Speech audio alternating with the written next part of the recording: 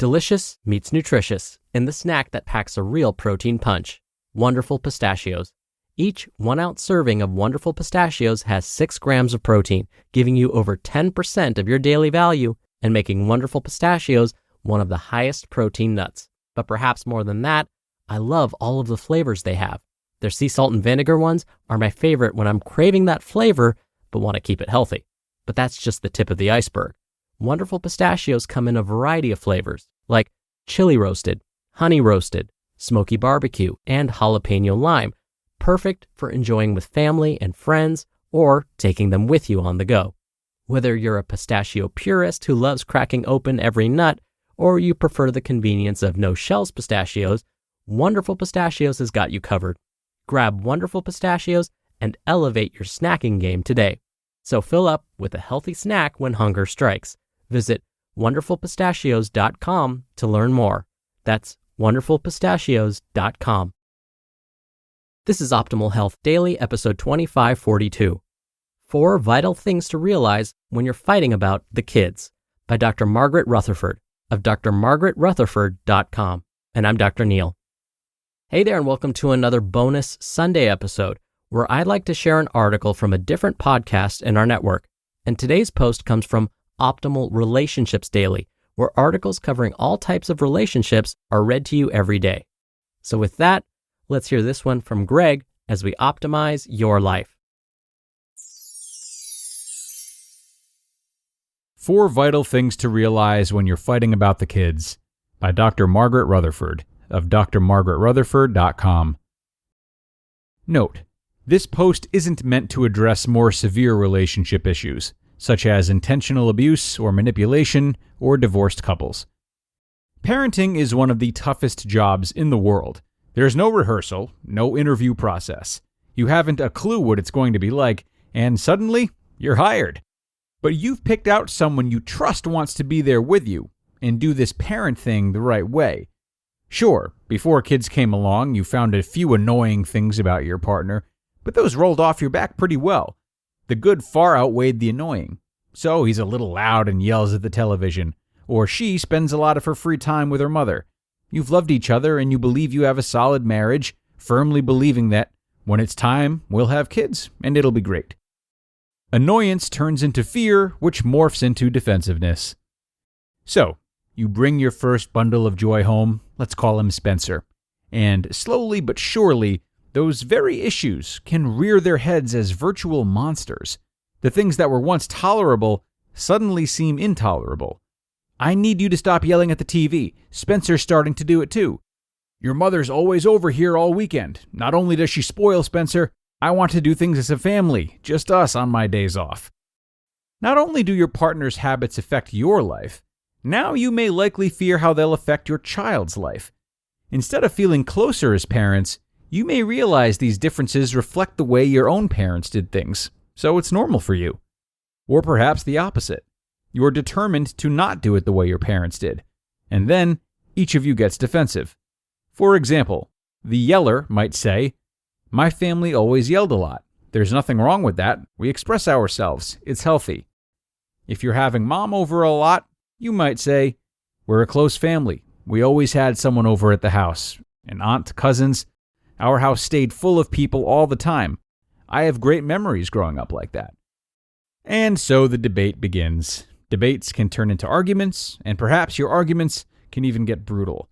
How do you work together to make decisions about parenting and honor the fact that you two don't see things the same way? Parenting is a complicated, marvelous, frustrating, boring, and intriguing job. So, what does it take to compromise? To listen and not be defensive when you're trying to work out your differences and beliefs about being a parent.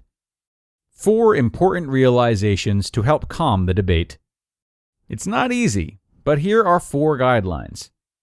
Number 1. Realize most approaches to parenting have their strong points when used at the right time. Say someone can be overprotective or obsess about safety, and that irritates you. He may be the very parent who's going to notice on a family picnic that a hammock is being hung right over a sharp rock. Or perhaps you're the parent who's more lax, not as vigilant in watching the kids.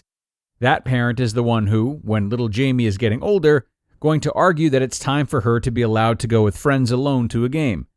Both brands of parenting can be right, and each have their place. It's dependent on the circumstances. The trick is to realize what your own particular vulnerability is, what you might underdo or overdo, and realize that sometimes your instincts might be off base, and your partner could be right on target. You two balance each other out if you use respect and honesty in an attempt to discover that middle ground, and what you may need to learn in the process. Number 2, appreciate and be grateful for your differences. Maybe your partner announces on a sunny Saturday morning, "It's a gorgeous day, let's take the kids for a hike." But you'd planned chores for the day. You could choose to argue about the value of teaching kids about chores, and then they could respond that you don't know how to have fun anymore. Or both of you could take a minute and discuss it. Be aware and grateful for your differences, and compromise. Number 3, realize that your children are better off because you two are different. Your kids can benefit from you both if you're not constantly fighting for control. Dramatic differences can be worked out, everything from diverse religious views to academic preferences. This kind of cooperation takes flexibility.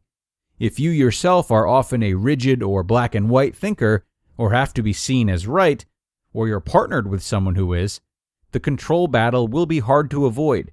The more rigid person will either not allow the other person to parent, to make choices or suggestions, or will be highly critical of them if they do. "I don't put the diapers on like that. Why are you letting him stay in the tub for so long? She doesn't like her sandwiches like that." This kind of micromanagement of your partner is not only disrespectful, but you're setting an unhealthy example for those kids who are hearing everything you say. Number 4, manage your own insecurity. Parenting is the most ambiguous task you'll ever do. None of us know for certain what the outcome will be. As long as they feel safe and loved, the majority of children will thrive. Nobody is perfect, and you'll make parenting mistakes. If you're concerned about your perceived failings, talk to friends, go to a therapist, whatever you need to do to get yourself to a place where you're comfortable in your decision-making. There are some wonderful books about calming down your communication that I'd highly recommend. One is The 4 Agreements, the other, How to Improve Your Marriage Without Talking About It. You just listened to the post titled, 4 Vital Things to Realize When You're Fighting About the Kids by Dr. Margaret Rutherford of drmargaretrutherford.com. Another wonderful piece from Dr. Margaret today, which we thank her for. I think it's so important how she highlighted the different benefits that can come from the many ways in which one might approach parenting. It's really great to be respectful of this, whether or not you're co-parenting. And with this in mind, I might invite parents to not only acknowledge the advantages in how their partners might think differently, but also work together to discover scenarios in which it might be best for one another to take the lead. Is the overly analytical parent best suited for helping the child pick a college? Is the minimalist parent maybe the one who should teach the child about spending and finances? Co-parenting doesn't always have to mean both parents sharing equal parts of each situation, Rather, if necessary, it can mean having mindful conversation about how and when each parent's strengths can be leveraged for the best of the child. And on that note, we're going to wrap up. I'm so glad you guys joined me for this one, and I hope you come on back tomorrow where we will look at another parenting post, this time from mindbender.co, who we tend to hear more from on other shows in the network, but they've got some great insight for us on pregnancy and how that period can influence your child's genes. All that tomorrow, where your optimal life awaits.